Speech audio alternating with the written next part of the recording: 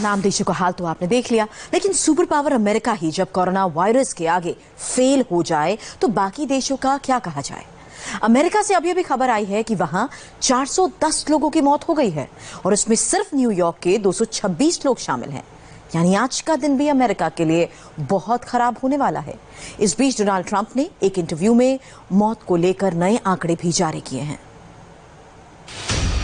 America में करीब 70,000 लोगों की जान कोरोना की वजह से जा चुकी है, लेकिन डोनाल्ड ट्रंप से लेकर राज्यों के गवर्नर और शहरों के मेयर तक ने मास्क नहीं पहने। जो मीडिया है वो भी मास्क पहनने से बचती रही, लेकिन अब मामला बहुत सीरियस हो गया है। लिहाजा मीडिया से बात करते हुए चेहरों पर मास्क आने लगे। ये कोलोराडो में डेमोक्रेटिक पार्टी के एक नेता हैं जो एक रिटायर्ड पैरामेडिक को श्रद्धांजलि देने आए हैं। उनके पीछे खड़े तमाम लोग मास्क पहने हुए हैं। यानी अमेरिका अब जाकर कोरोना को लेकर थोड़ा सीरियस हुआ, जबकि उसके पास डॉक्टरों की कमी है, संसाधनों की कमी है, पीपीई भी नहीं है। अमेरिका में कोरोना से लड़ाई बहुत कमजोर हो चुकी है, लेकिन इस वक्त अमेरिका के लिए सबसे बड़ी खबर यह है कि वहां कोरोना से मरने वालों की तादाद अभी बहुत तेजी से बढ़ेगी। अमेरिका में 75,000, 80,000 या कहूं कि 1 लाख मौत होने जा रही है। ये बहुत भयानक है। अमेरिका का डेथ मीटर 1 लाख तक पहुंचने के पूरे आसार हैं। अमेरिका में करीब 70,000 लोग मर चुके हैं और अभी 30 से 40,000 और अमेरिकी लोगों की जान जा सकती है। ये बात खुद अमेरिका के राष्ट्रपति डोनाल्ड ट्रंप ने कही है। मैं अब तक 65,000 मौत की बात कर रहा था और अब मैं कह रहा हूं कि 80 या फिर 90,000, लेकिन फिर भी आप इसे किसी भी नजरिए से क्यों ना देखें, ये अनुमान के हिसाब से काफी कम है अगर हम शटडाउन ना करते तो।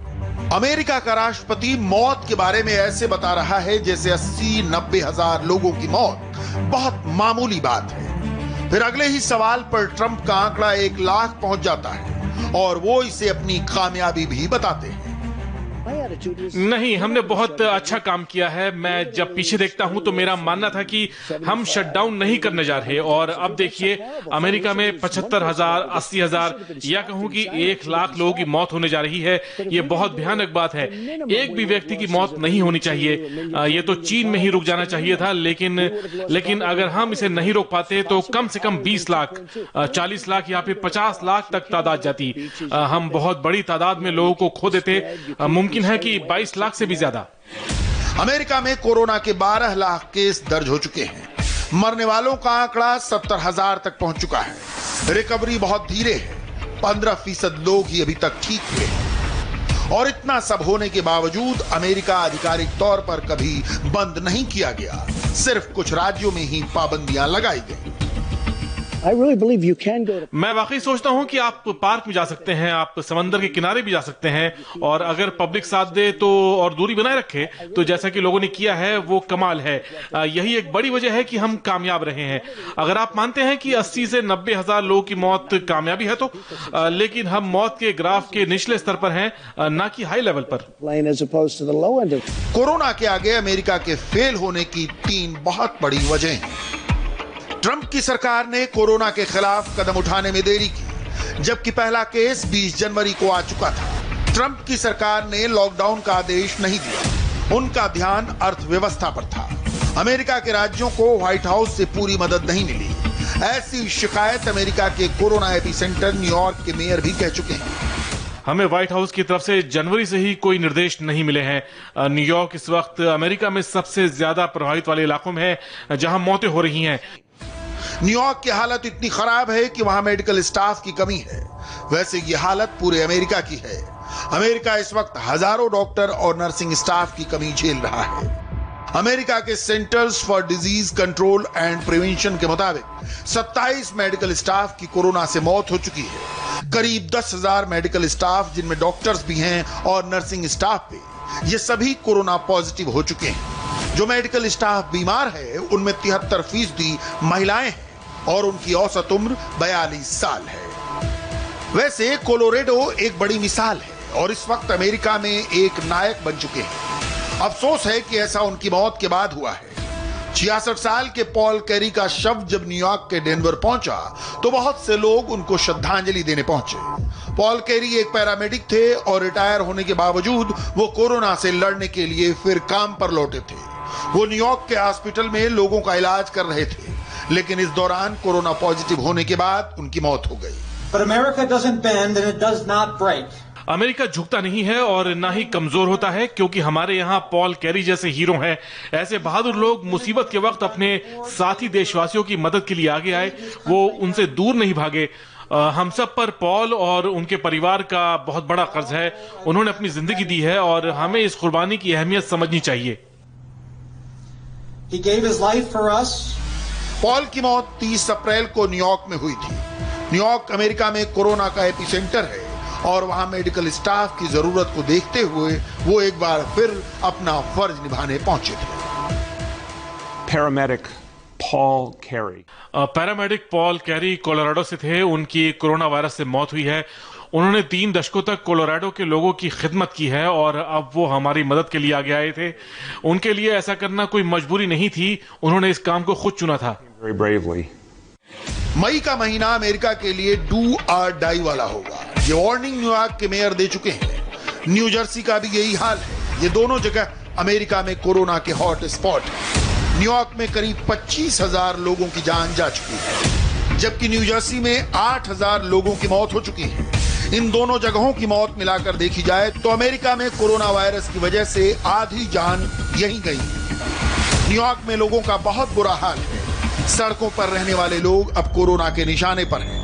अमेरिका में बेघर होने वालों की तादाद तेजी से बढ़ी है और कोरोना वायरस की वजह से आई मंदी ने अमेरिका की हालत और खराब कर दी है। मैं कहूंगा कि पहले रोज 110 से 120 डॉलर मिल जाते थे, अब एक दिन में 30 डॉलर ही मिलते हैं। मैं सोचकर घबराता हूं कि लोग देते हुए डरते हैं, क्योंकि उन्हें खतरा है कि वो संक्रमित ना हो जाएं। 37 साल के काइल डेवलिन, कोरोना ने उनकी जिंदगी पर बहुत गहरा असर डाला है। अब भरपेट खाना भी बहुत मुश्किल से मिल पाता है। उनकी तरह न्यूयॉर्क में करीब 4,000 लोग सड़कों पर हैं और आम लोगों की मदद से पेट भरते हैं।